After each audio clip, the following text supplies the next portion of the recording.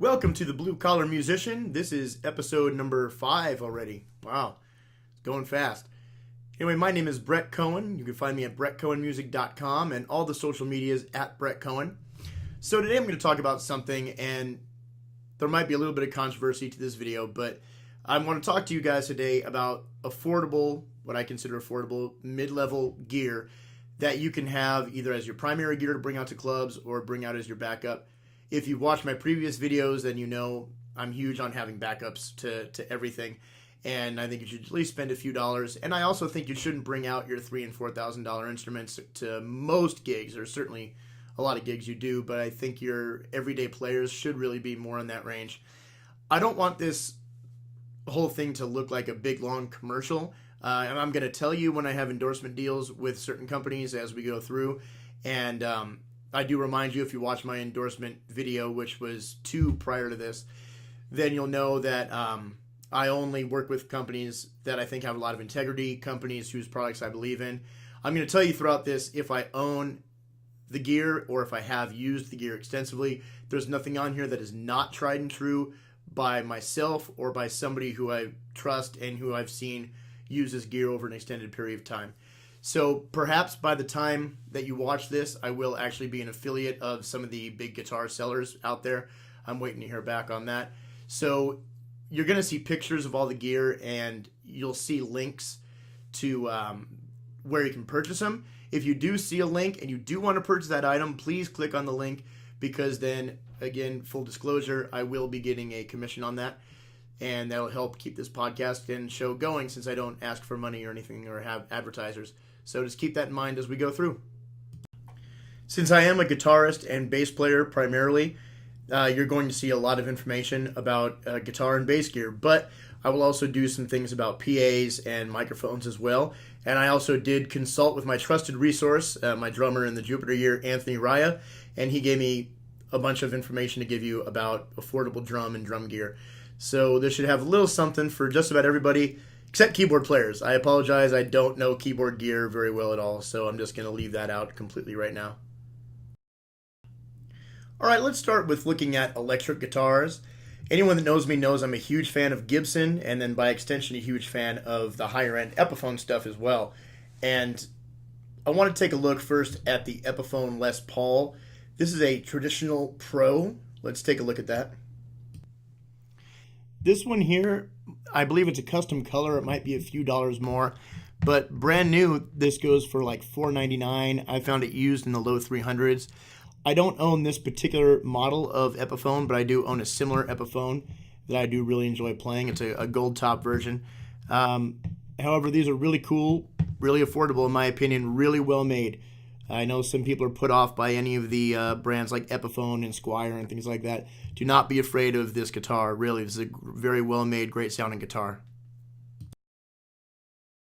Alright, staying with Epiphone for a second, let's take a look at the Epiphone Dot.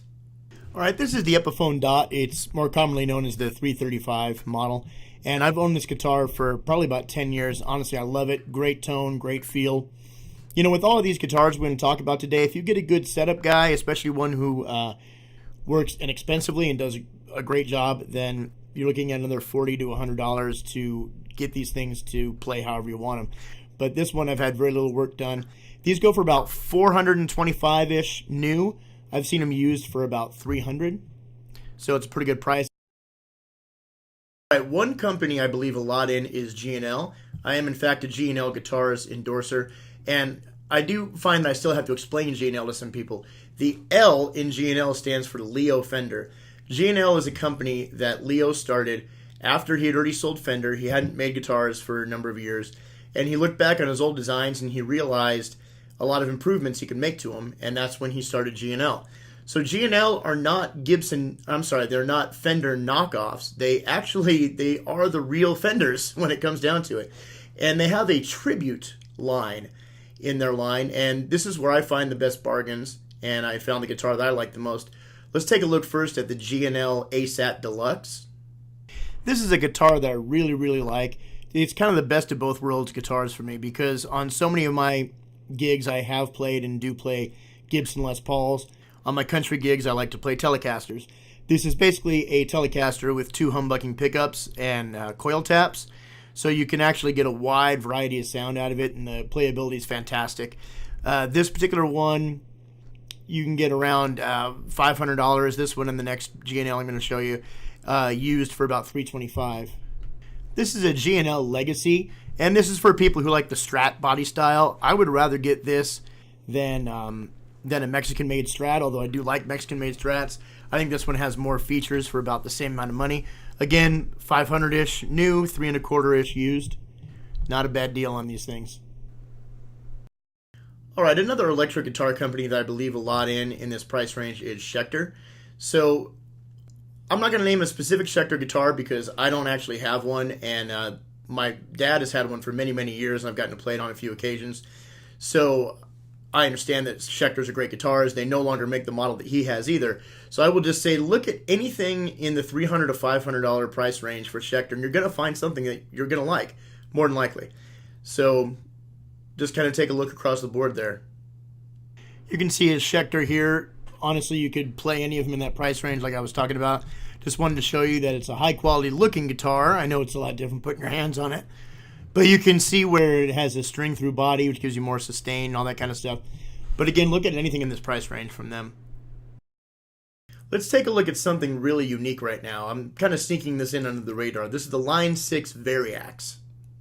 Variaxes are really, really cool. I really can't say enough about them. The new price is on the high end. New, they are about $1,000. Used, you can find them around the $650-ish range. And they have them in all different types of body styles. But really, these things are amazing. They emulate all these different guitars, and they sound exactly like them. What's cool is you don't need a special synth pickup or any kind of stuff. It just goes through a regular guitar cord.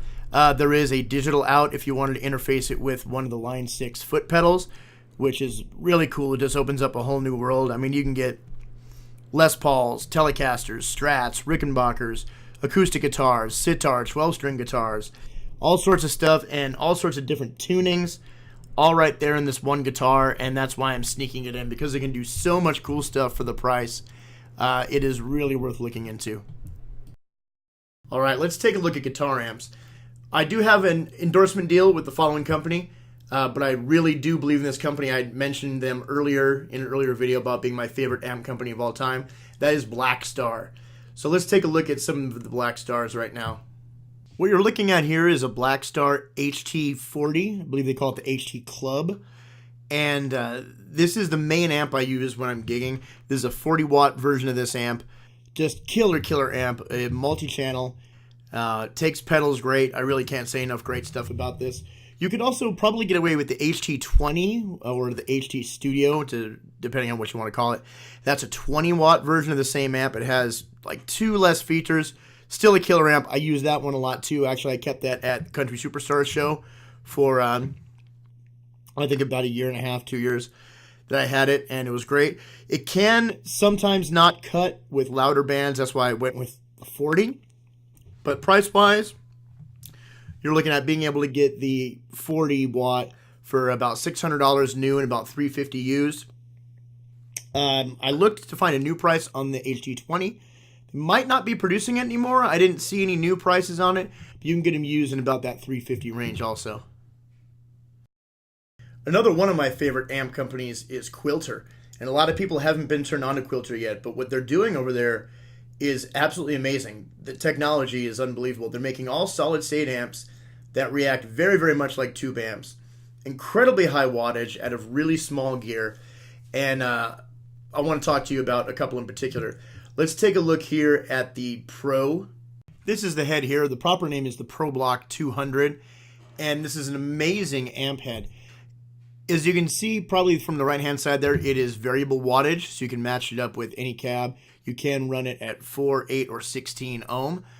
This is just a versatile workhorse.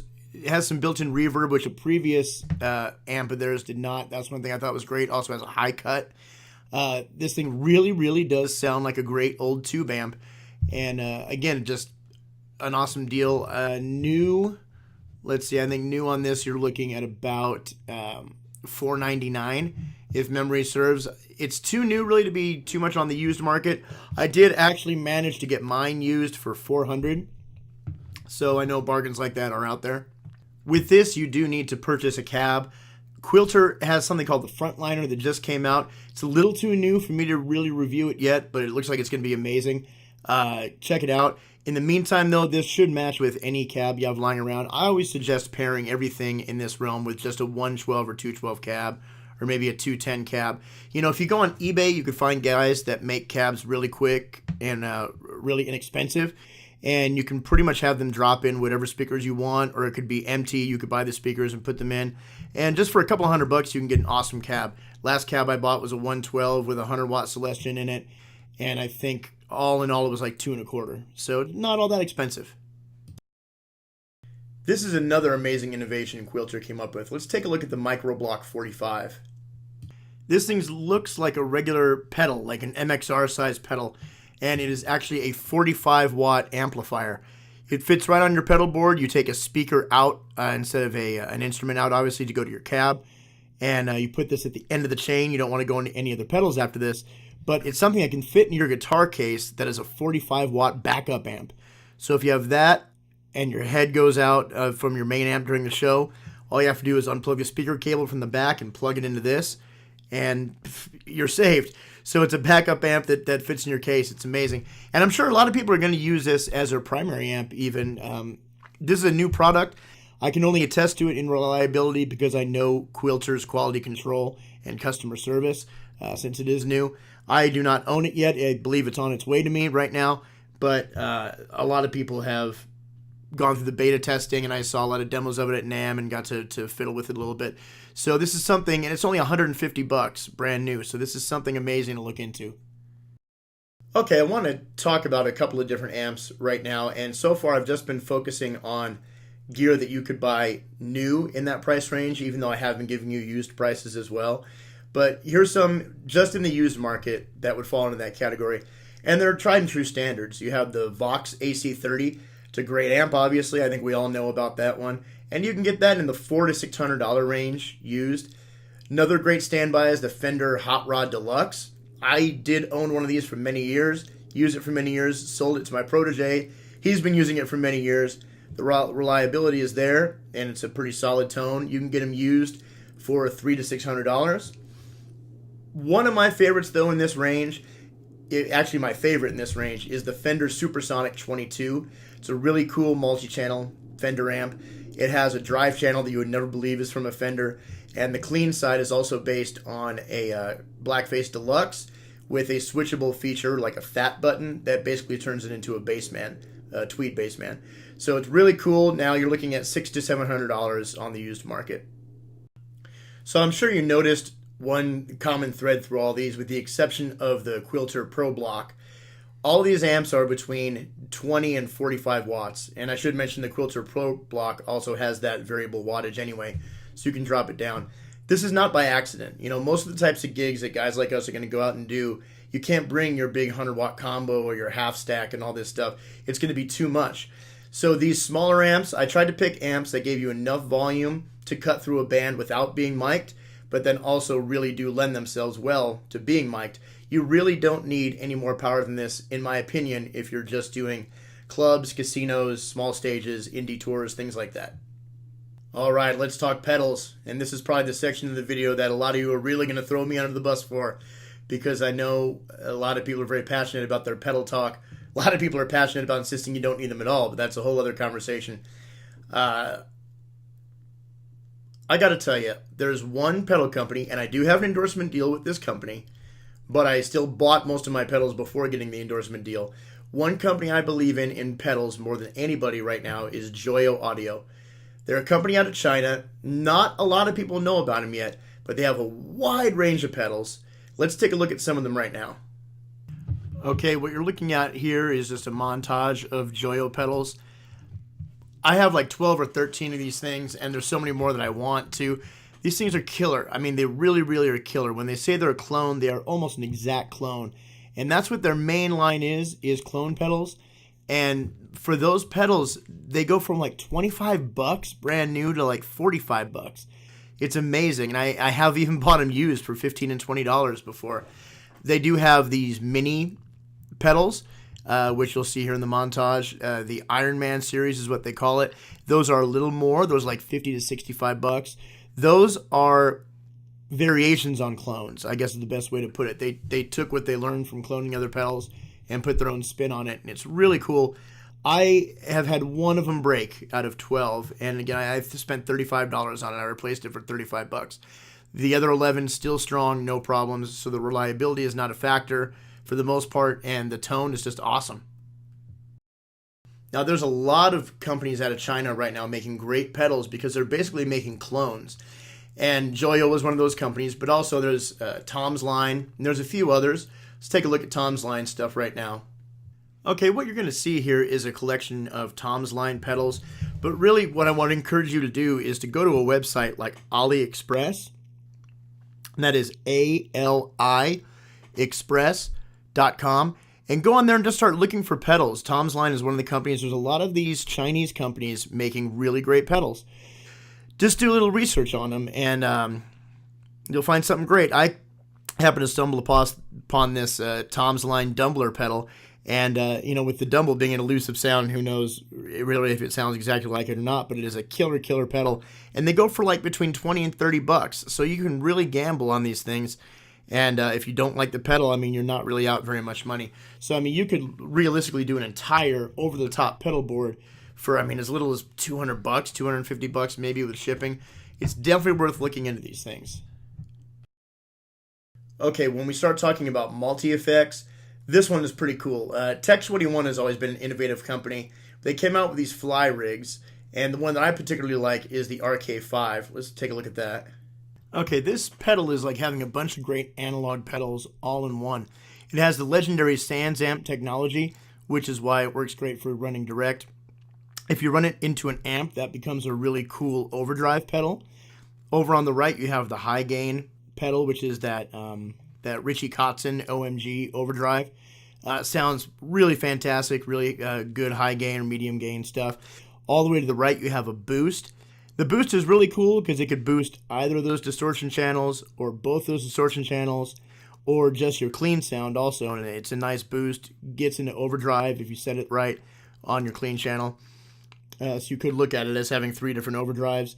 It also has a delay and a tap delay with it. And the cool thing about it is this thing might look a little bit bigger than it is in this picture. It really fits into most guitar cases. So it's really a handy thing to have. That's why they call it the fly rig. You just throw it in your guitar case and you go and you have a full pedal board. So this isn't a pedal board where you're going to have memories and presets and things like that, but it's just a bunch of really cool pedals in one. This thing goes for about $260-ish new. You can find it on the used market around $200. Okay, a multi-effects, deep multi-effects unit that I stand by, have used for probably 8 years now, more than that. Maybe I've owned several of them. I currently own several of them, I should say. And that is the Boss GT10. Can't buy it new anymore, but used, you can get them around $200, and you can also get external expression pedals for a few dollars more. That will really expand the functionality. But let's take a look right now. This is a Boss GT series, so you know you have almost all the pedals Boss makes stacked into this thing. All kinds of really good amp emulators with some touch sensitivity. To be honest with you, they're units, newer units by other companies that definitely react more like real amps, but I believe the amps in this one sound realistic enough that I use it on a whole lot of gigs where I am discouraged from using an amp. So it does great. I do run it into an amp typically. I run it into my Black Star most of the time. And what can you say? It's a digital multi-effects unit. Check out more about it if you want. Again, like $200 used. Totally worth it in my opinion.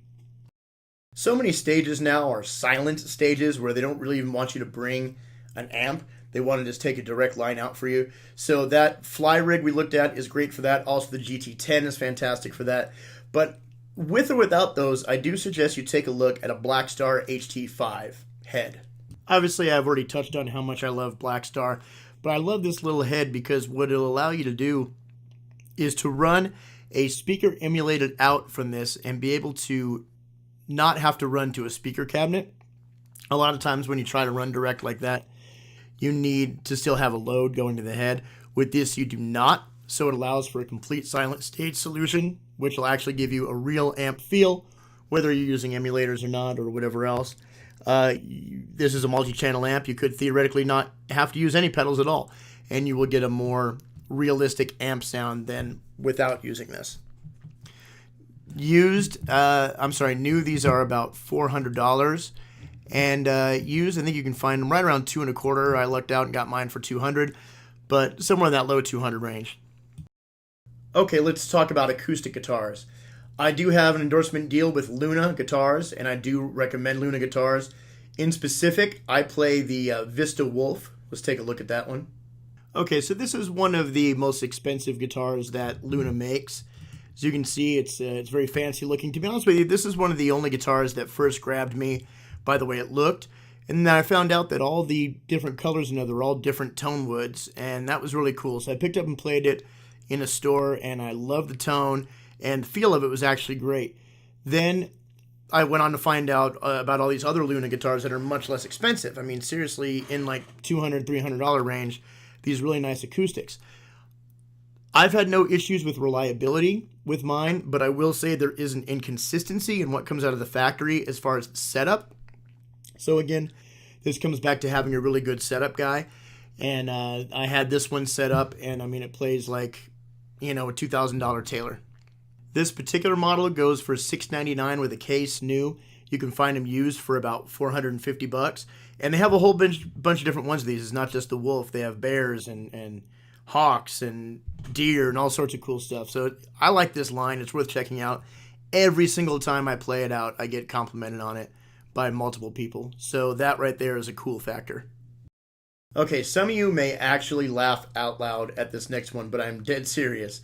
A Fender FAE 135CE. Yes, this is the most economical guitar that Fender makes outside of the ones from their starter packs. But let's take a look at it.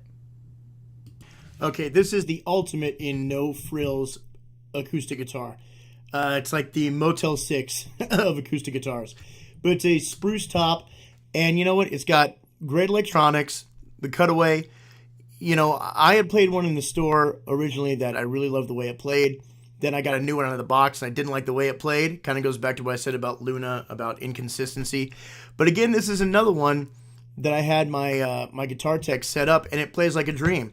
I mean, this guitar bailed me out. I had to run a Guitar Center and buy it one day because I had my main acoustic and my backup acoustic break the same morning that I had a solo gig that night. So in a panic, I ran and spent $180 new. I think you can get them used in like the $60 and $70 range, which is ridiculous. Might as well just buy it new. And this thing got me through a lot of gigs. I didn't know how to get my other guitars fixed for a while or how much it was going to cost. So I probably put 100 gigs on this thing. No problem with reliability. Plays just great. Sound is pretty good. For the money, it's great. So it's worth checking these things out. Forget about the stereotypes and the preconceived notions you have about gear, and just play stuff that's going to work sometimes. As I had mentioned earlier, big fan of Gibson and by an extension Epiphone. There's two Epiphone acoustics I really like. That's the Hummingbird and also the EJ200 SCE. It's hard to get all these numbers out when you're talking acoustic guitars. But let's take a look at these. Okay, so the Hummingbird, I mean, what can be said about it that hasn't already been said? The Gibson Hummingbird has been a classic for decades. This is Epiphone's take on it, another spruce guitar. This also has some new kind of pickup system that I'm not really familiar with, but it sounds like it's all the rage. It's called the Shadow pickup system. It's supposed to have a really good sound. I have never owned this guitar. I have played them extensively at different times, and just a great solid acoustic. This is an acoustic electric, obviously, but it does not have a cutaway. Let's take a look at one with a cutaway right now. Okay, this is a bigger bodied acoustic, and it has a cutaway. Has that same kind of pickup system we talked about from the Hummingbird that, again, I don't really know about. Again, I've never owned this guitar. I have played them on many occasions. Really do enjoy them. Great tone, great feel. You can't really go wrong with it, frankly. And the price on it for this one is about $425 new, about $325 used. I don't think I said it with the Hummingbird. The Hummingbird is about $325 new and about $250 used. So again, these are both great bargain guitars. All right, let's talk affordable basses.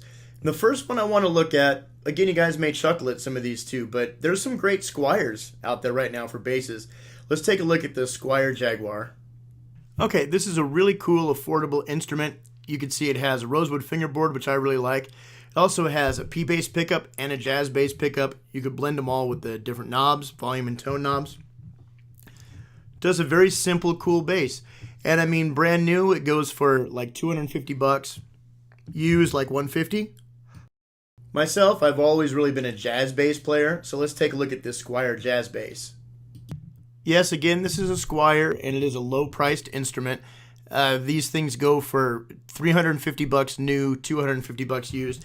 And I can tell you, I do not own this, but the other guitar player and bass player in my band, the Jupiter Year, Jace, bought one of these. And a lot of the gigs we use the same bass on. We switch back and forth throughout the show.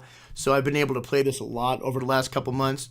Reliability is pretty good. There was some problems on his with the soldering to the output jack. So you might want to reinforce that. Again, this is another thing you might want to get set up with your guy. But it plays pretty darn good right out of the box. Sounds great out of the box. And I really have nothing bad to say about this bass. I mean, again, for that price, it's just a steal. Again, I'm going to come back to Schecter. I had mentioned earlier I was a big fan of their stuff. They actually don't make the bass that I have anymore. Not sure why. It was a great bass. But anything in that $300 to $500 range from Schecter is going to be pretty good. Let's take a look at one right now and we'll talk a little more about them. What you're looking at right here is the Schecter Omen bass. And I pulled this one up as an example because you can see that they just have a lot of cool stylings, cool looks to them. And again, they look solid, and I can tell you they are solid from playing them. A lot of these come stock with EMG pickups, which are my favorite bass pickups. In fact, I'm an EMG artist endorser, so I really like that factor about them. And again, you can find all kinds of stuff. It doesn't have to be this Omen, but just try stuff in the $300 to $500 range, and I almost guarantee you're going to find something you're really going to like. It's going to be a great instrument for you for many years.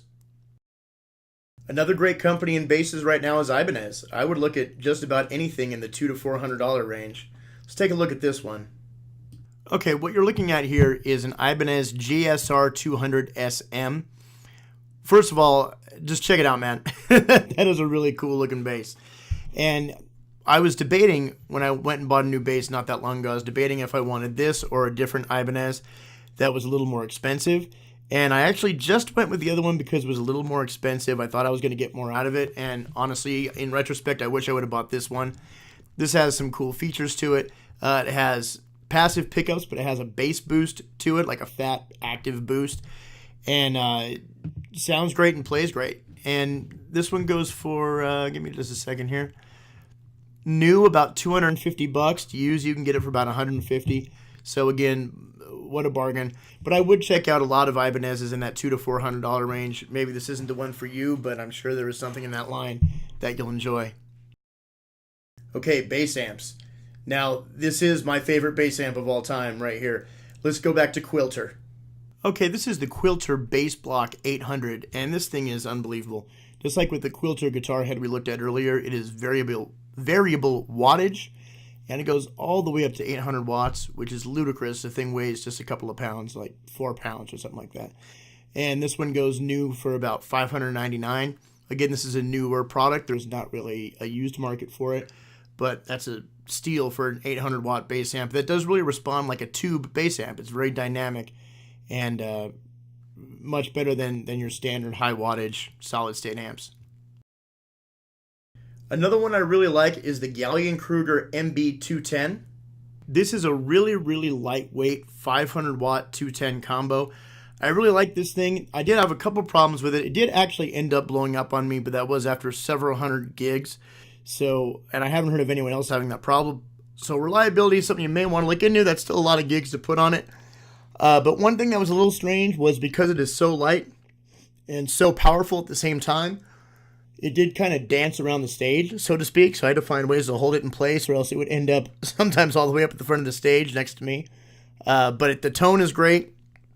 Again, very lightweight, pretty inexpensive. I believe new, these things go for like just about $600. I couldn't find a used price on it, but I imagine somewhere $400 to $500 range, you could probably find one. In my opinion, the tried and true bass amp in this arena is the SWR Working Man Pro stuff. I have the Working Man Pro 200 with a single 15 in it, and this thing has actually lasted me throughout my entire professional bass career. So I mean, I think I got this thing probably 12 years ago or so now, and it still works the same today as it did the day I bought it. The cosmetically, it looks a lot worse for the wear.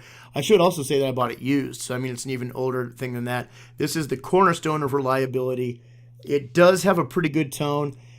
It doesn't push as loud as a lot of the other bass amps we looked at, and it is heavier than a ton of bricks. Those are the downsides to it. But again, you can find it mostly on the used market is where you're going to find it. I don't know if they're even making this line anymore, but it's about $200 on the used market. So this is probably the best bargain of all the bass amps we talked about, especially when you factor in the reliability aspect. All right, let's talk drums. Again, a lot of this information came from Anthony Raya, my drummer for the Jupiter Year. And I don't have a lot of personal experience with this stuff. I do drum, I would say I'm more of a hobbyist. I have taken professional gigs on drums. I'm sure you guys noticed in the background of the videos I have my electronic kit back there. But I am certainly no drummer, certainly not the drummer Anthony is. So these are all his recommendations. So first, let's take a look at the Gretsch Catalina. Okay, so here you can see it's a 4-piece kit. And this is the shell pack. This is made of mahogany. I have seen other Catalinas made of birch and of maple as well with varying prices. I can't tell you much more, again, not being an expert. This goes for about $700 new for the shell pack. And used, you're looking at about $300 to $400 you can find it. And I can tell you with the Gretsch Catalinas, I love the way they sound because I've had, I think, 4 different drummers in my career who this was their main kit. And all of them sounded great. All right, let's take a look at the PDP Concept. Okay, this is a 4-piece shell pack. This is a birch kit. PDP is made by DW, which is one of the finest drum makers out there, obviously. This is their affordable brand. And new, these go for about $650 a piece for the shell pack. Couldn't find them used. $650 does sound like a pretty good deal for a kit of this quality, though. So it's worth checking out. I'm sure you can find it somewhere on the used market, a couple $100 cheaper. Over the years, I've played with a lot of different drummers, and there's one drum set that pops up more than any others. So let's take a look at it. It's the Pearl Export. Okay, this is another one of those tried and true kits. I know a lot of guys who started out with this as their first real drum set and still makes for a great backup drum set. Still makes for a great primary drum set, in my opinion. If you tune these up, they sound real great. As you can see here, this actually comes with hardware, in this particular instance, new, for like $650.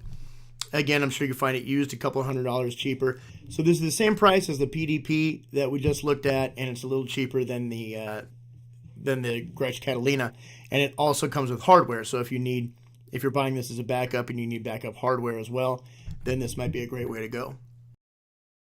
Okay, when it comes to cymbals, Anthony told me the best thing to do is to try to look at just about anything in the $200 to $300 range with given companies. You don't want to go too less. They tend to be a little too paper thin. They're going to break more.